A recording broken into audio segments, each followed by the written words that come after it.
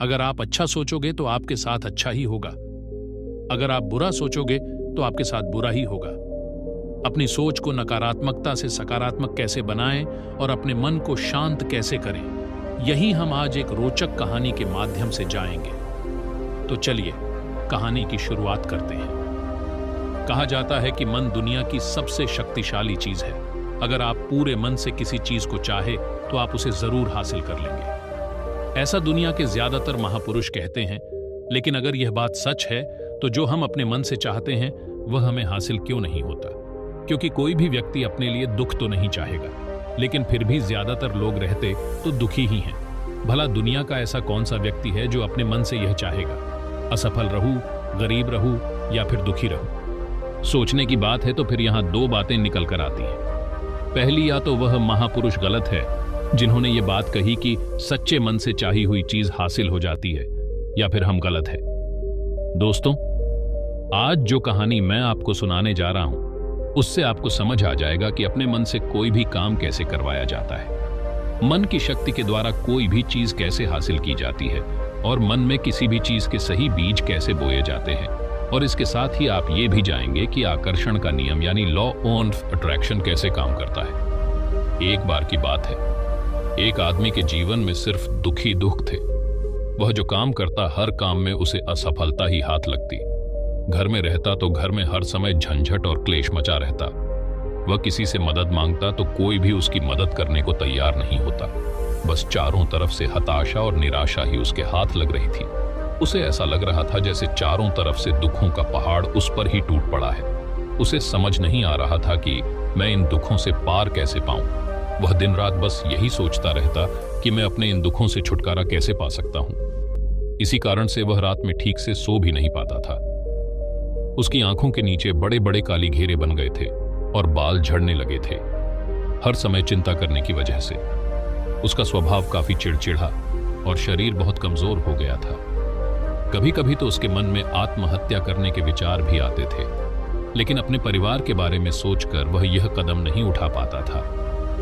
अपनी परेशानियों से वह इतना परेशान हो चुका था कि उसने एक दिन यह निर्णय किया कि वह अपने इन सभी दुखों से छुटकारा पाकर ही रहेगा, चाहे इसके लिए उसे कुछ भी करना पड़े, कितनी ही मेहनत करनी पड़े वह करेगा, लेकिन अपने दुखों से छुटकारा पाकर ही रहेगा। इसी विचार के साथ एक दिन उसने अपने एक मित्र से पूछा कि मैं अपने जीवन को खुशहाल कैसे बनाऊं। उसके मित्र ने सुझाव दिया कि तुम किसी बाबा के पास जाओ। बाबाओं के पास ऐसा मंत्र होता है जिससे सारे दुख खत्म हो जाते हैं और जीवन खुशियों से भर जाता है, धन संपदा भी हासिल हो जाती है। बस तुम किसी ऐसे बाबा को ढूंढ लो और तुम्हारा काम हो जाएगा। उस आदमी के मन में यह बात अंदर तक बैठ गई कि अब कोई बाबा ही मेरी समस्याओं का समाधान कर सकता है। इसीलिए आपसे उसे जीस भी बाबा के बारे में पता चलता। वो उसके पास पहुंचता और अपनी सारी समस्या बताकर उसका समाधान पूछता और कहता, बाबा मैं कुछ भी करने को तैयार हूं, आप जो कहेंगे मैं सब करूंगा, बस आप मुझे मेरे दुखों से छुटकारा दिलवा दें। बाबा उसे कुछ उपाय बताते और कहते, इस उपाय को करने के बाद तुम्हारे घर में सुख शांति बनी रहेंगी, लेकिन याद रहे इस उपाय को पूरे नियम के साथ करना। इन उपायों के बदले बाबा उस आदमी से अच्छी खासी दान दक्षिणा ले लेते।